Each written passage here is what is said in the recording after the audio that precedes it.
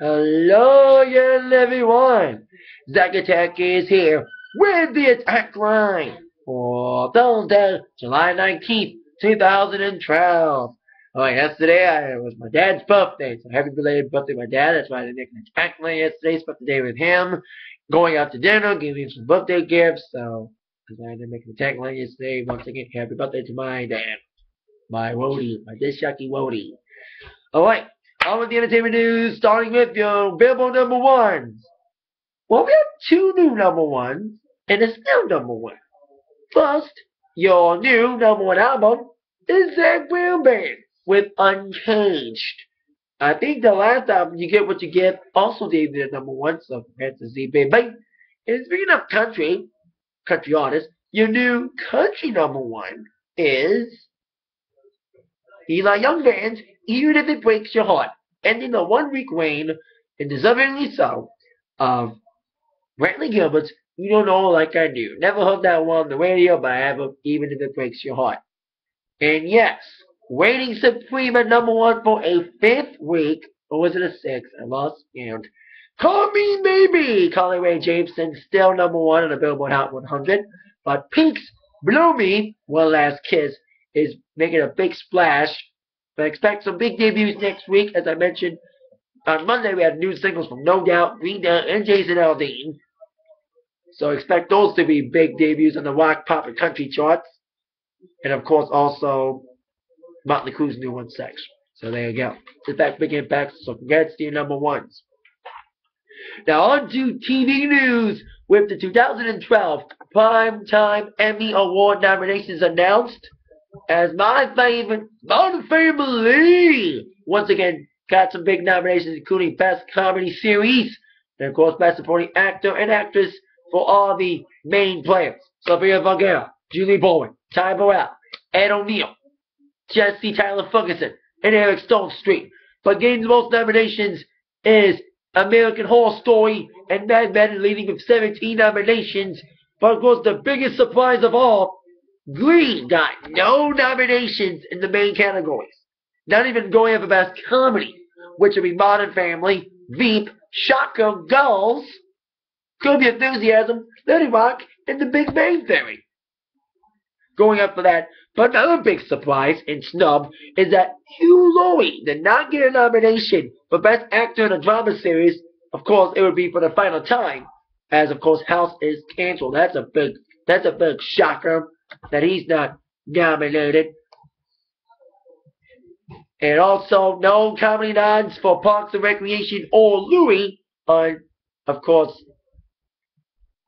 the other channels, even though 30 Rock, which is still plummeting down, is still one of the most acclaimed shows, and still nominated, even though we all know who's going to win. What is it, 3 years in a row?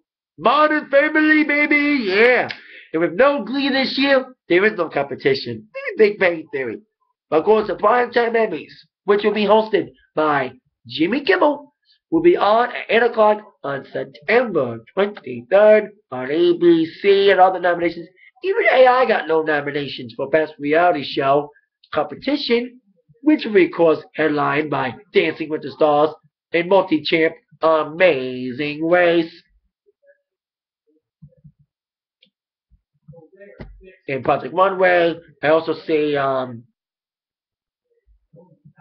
Best Variety Series called Jon Stewart, The Daily Show. So there you go. Emmy nominations announced. Modern Family got nominations. Glee got snubbed and deliberately sold because Glee sucks now. So there you go. Now, on with the rest of the music news of the day, starting with Who? The Who. Well, yesterday the Who announced they're going on tour for the first time in 4 years, as they're going on the Quadrophenia and More tour, which will make a stop at the Joe Louis Arena in Detroit on November 24th. Well, recently, of course, they announced, like I said, the tour dates, including a second leg. It includes, prominently, a Rhode Island show. Now, in 1979, they were supposed to perform at Providence, Rhode Island, but it was canceled after the infamous and sad Cincinnati incident. Of course, the stadium seating incident when people got crushed to death in Cincinnati, banning stadium seating for 30 years.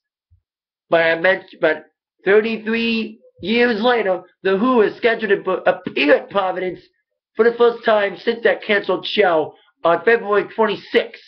And the general manager of the arena is saying that, yes, if you can try to find that ticket from that 1979 show in Providence, Rhode Island, you can use it. You can use that old 1939 ticket to get in the Who ticket for 2012. They say many people got refunds, but others have held on to the tickets as memorabilia. The question is, are they willing to give it up? Because, because you have to get the ticket for the show. They advertise it and no one can find the tickets yet, but like I said, the 1979 ticket holders can call the office of the owner to make the exchange, and any 1979 tickets redeemed for this 2012 show will be used to raise money for the Special Olympics of Rhode Island. That's a cool thing. They have tickets from that on, but the problem is, who still has them? That's the point. It's like, people may have thrown them out, people may have kept them, or misplaced them. Like, where's the fuck's that ticket? So there you go. Who going on tour in Rhode Island, people kept tickets for 1979, can use them 33 years later for the upcoming show in February. Now, on with news on iHeartRadio Music Festival. Last week they announced the lineup. Big lineup. And they went on sale. And once again, tickets went on sale and sold out in less than 10 minutes. But, once again, it'll be a TV special. Last year, VH1 got the TV rights. This year, it's the CW getting the TV rights to the iHeart Music Festival. Now, there is no date on the special, but at least they're going to be having it, a 2-hour special. That's going to be tough. We have all those people announced, Usher, Taylor Swift, Bon Jovi, Swedish House Mafia, Aerosmith, Pink, Enrique Iglesias. You got to squeeze it all into a 2-hour television show. VH1 did it. We'll CW. See what happens when that happens.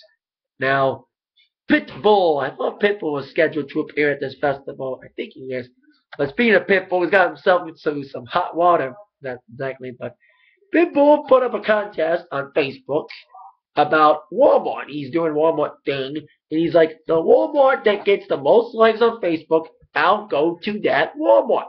Well, there's a little prank from a writer from the Boston Phoenix newspaper suggested it'd be funny to send Pitbull to Kodiak, Alaska.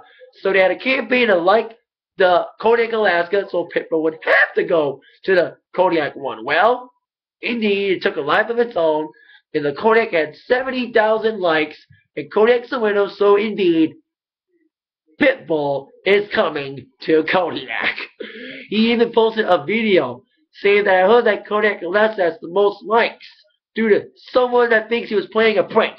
Well, I'm doing it. I'm going to Alaska. He even invited the writer to join him. So there you go. Kodiak, Alaska is the winner of the I Like thing. A prank gone terribly wrong. And Pitbull's indeed going to Kodiak, Alaska for an autograph signing. So there you go. Oh no! Now, on with the wrestling news. Starting with John Cena. Now, I mentioned my Atakline a few weeks ago that John Cena and his wife were getting divorced. Well, apparently they were heading for a divorce court warfare, and to be nastier than Hulk Hogan's divorce. But they have settled the divorce amicably. According to several reports, after 2 ugly months, John Cena and estranged wife Elizabeth Huberdeau have settled in a divorce dispute. Huberdeau's attorney said all matters in divorce have been settled and resolved amicably. The wife, ex-wife Elizabeth, had accused Cena of adultery and called the terms into question. That's why it was supposed to be nasty, but of course it ended amicably, so there you go, for John Cena. Now, TNA! Now, before we get to TNA Impact preview for tonight, this news just came in as Chavo Guerrero has signed to TNA.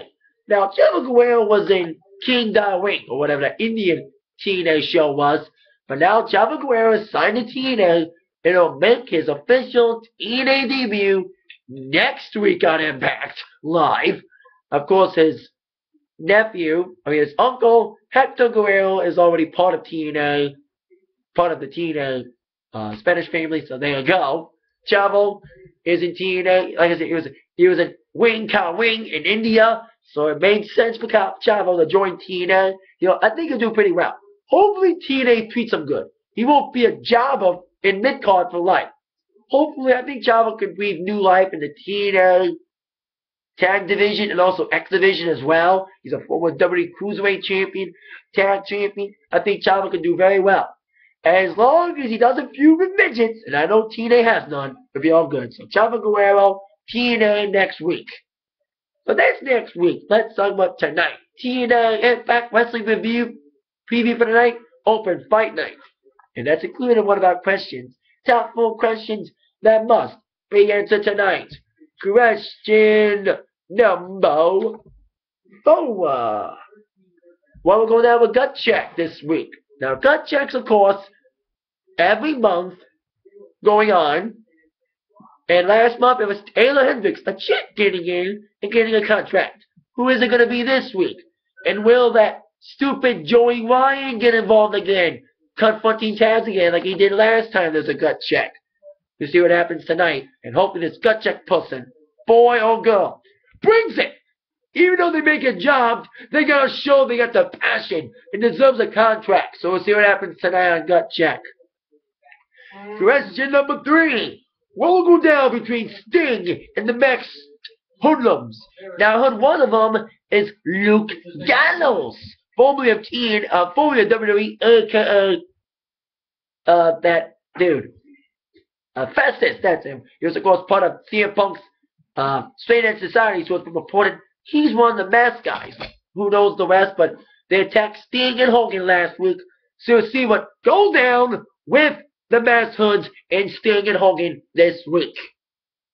Question number 2. Will anything be announced for Hardcore Justice? Well, we know the TNA World title's on the line. Bobby Roode will defend the title against Austin Aries. But the fight tonight. Now, leave me to question number 1.